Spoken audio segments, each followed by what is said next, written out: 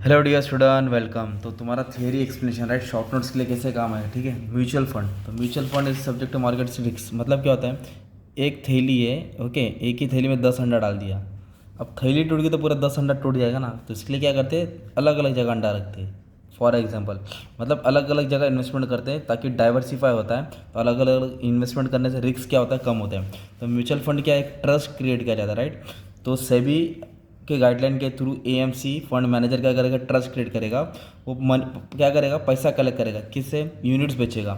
जो शेयर्स होता है, शेयर्स का टुकड़े को यूनिट्स बोलते हैं। शेयर्स कंपनी का हिस्सा और शेयर्स का हिस्से को म्यूचुअल फंड बोलते हैं। जो बड़ी बड़ी कंपनी है उसका ही म्यूचुअल फंड होता है, छोटा मोटा कंपनी का नहीं होता है। तो यूनिट्स को खरीदा जाता है, बेचा जाता है, right. Scheme invest in securities including money market instrument, gold related. तो कैसे म्यूचुअल फंड काम करता है मालूम है क्या, फंड मैनेजर है क्या है, तो इन्वेस्टर क्या करता है, पैसा फंड मैनेजर को देता है। फंड मैनेजर क्या करता है, उनके लिए सिक्योरिटीज खरीदता है, फिर सिक्योरिटी से इनको क्या मिलता है, रिटर्न मिलता है। ये डायग्राम बना देने का, राइट।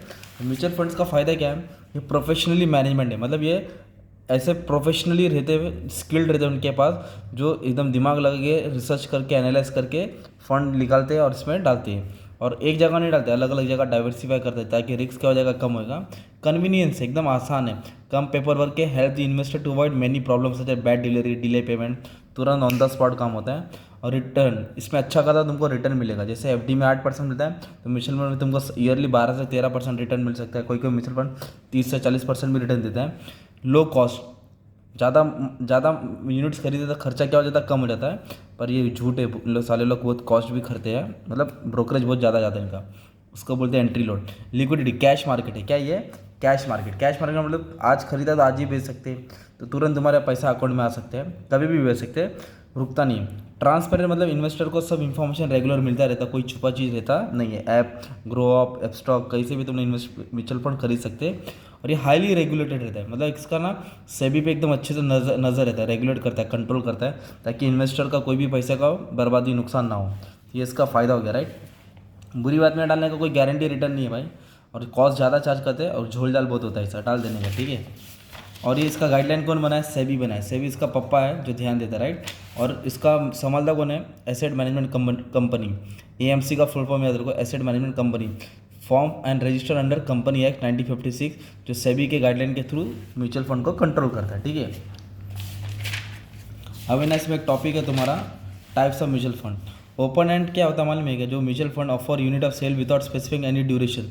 मतलब तुम कभी भी इसको खरीद सकते हो, बेच सकते हो, ओके, कोई ड्यूरेशन नहीं है, कोई टाइम नहीं है, डेली बेसिस पे। बट क्लोज एंड का फिक्स टाइम होता है, यही टाइम पे तुम खरीद सकते हो, यही टाइम पे बेच सकते हैं। लॉकिंग पीरियड रहता है इसमें, क्या रहता है, लॉकिंग पीरियड।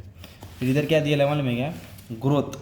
ग्रोथ मतलब होता है कि जो तुमने जहाँ इन्वेस्टमेंट किया ना, उधर तुम्हारा वैल्यू बढ़ेगा। जैसे कि 1 लाख डाला है तो 1,30,000, 1,40,000, 1,50,000 तुम्हारा ग्रोथ होएगा, ठीक है, लॉन्ग टर्म। इसमें रिस्क ज़्यादा होता है। इनकम मतलब जहाँ तुमने इन्वेस्ट किया उसकी वजह से तुमको डिविडेंड मिलता रहेगा, रिटर्न्स आते रहेगा, इनकम बोलते हैं उसको, है ना। और फिर इधर बोला है बैलेंस, मतलब दोनों रहेगा, इनकम भी मिलेगा और वैल्यू भी ग्रो होएगा। हाइब्रिड बोलते हैं इसको, मतलब तुमको इनकम भी आता रहेगा और थोड़ा उसकी वैल्यू भी बढ़ेगी। मनी मार्केट मतलब लिक्विड स्कीम है, this scheme also called income scheme and there aim is to provide liquidity. मतलब डालो निकालो, डालो निकालो, कम में खरीदने का, महंगे में बेचने का। गिल्ड बोले तो गवर्नमेंट की सिक्योरिटीज में इन्वेस्टमेंट करने का, जिधर जीरो रिस्क होता है। क्या रहता है, जीरो रिस्क। इंडेक्स फंड बोले तो Nifty, Bombay stock exchange, bank Nifty, इसमें इन्वेस्ट करना, डायरेक्ट इंडेक्स में इन्वेस्ट करना, राइट। मतलब ग्रुप ऑफ कंपनी रहता है, उसके इंडेक्स में पैसा डाल देगी। टैक्स सेविंग मतलब जिसमें टैक्स कम देना पड़ेगा, राइट। ETF बोलते हैं, एक्सचेंज ट्रेडेड फंड, ये भी म्यूचुअल फंड रहता है। Investor can buy and sell stock exchange, this and concept to normal mutual fund, there investor buy sell AMC directly through.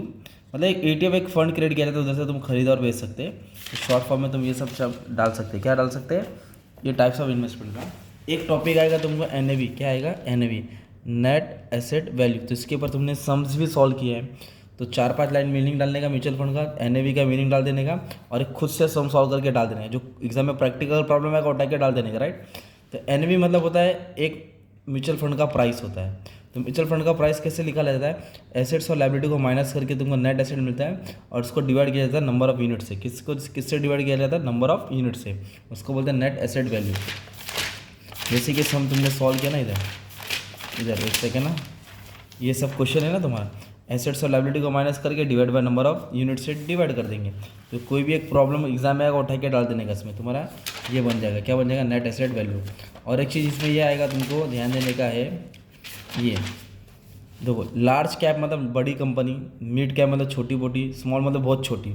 जो 100 कंपनी है ना पहले की, जिसका मार्केट कैपिटलाइजेशन फुल है, मतलब जैसे कि मार्केट कैपिटलाइजेशन मतलब जिसका कुछ वर्थ 50 लाख करोड़ है, 50,000 करोड़ है ना, इतनी बड़ी कंपनी होती है, जैसे रिलायंस, टाटा, अंबानी, ये सब लार्ज कैप है। मिड कैप मतलब छोटी मोटी कंपनी, जो 101 से लेकर 250 तक company in terms of full of market cap, Exide company, battery company, छोटी मोटी कंपनी है। स्मॉल कैप कंपनी मतलब जिसका ज़्यादा बड़ी कंपनी नहीं, 1-2 करोड़, 5-6-10-20 करोड़ की कंपनी है। तो ये large cap, mid cap, small cap है ना।